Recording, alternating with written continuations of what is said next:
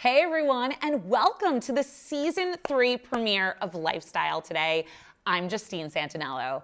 Now, from all of us here at the show, we wanted to thank you guys yet again for your continued support after we announced our expansion. So not only will we continue to air here in the New York area, but now you guys can also watch us, which maybe you are right now, from Los Angeles, Philadelphia, and Dallas. We are so excited, and we can't wait to bring you another season of tips, product suggestions, expert advice, and of course, celebrity interviews.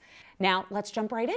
You guys are probably familiar with our first guest, the beloved fan favorite from Say Yes to the Dress, host and bridal designer Randy Fenoli. He joins us now to talk about the new season of Say Yes to the Dress, his bridal collections, and really a lot more. Hey, Randy, thank you so much for joining us. Hello, beautiful Justine. All right, so you guys are going into your 20th season. That is incredible. So I want to know, do you still get excited to film after this many seasons? Oh my God, honestly, Justine, I probably am more excited today than even in the beginning.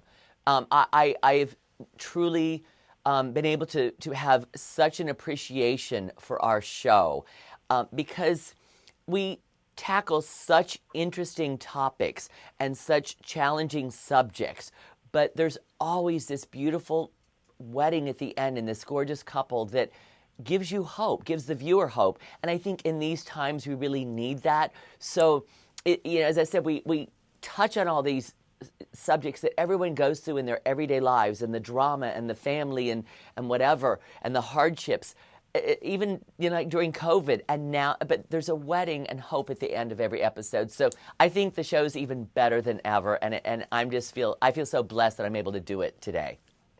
Okay, so how do you feel that this season is really different from past seasons? Like, is there anything that's a standout for you from this season in particular? Well, first of all, I had to do it virtually. So I did it, I shot the, season, worked with the brides from my design room at my home in Florida. So that's different. But also you'd think after, 20 seasons that we would run out of stories and interesting things, but we don't.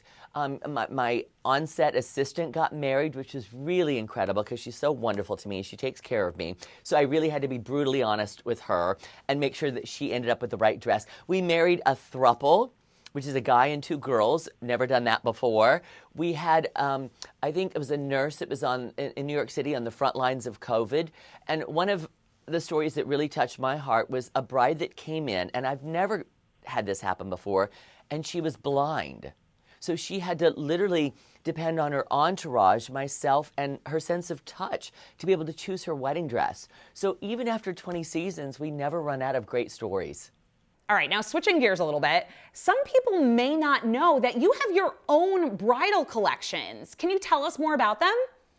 Well, I tell you, I started designing in bridal in 1993 and designed up until probably 9/11.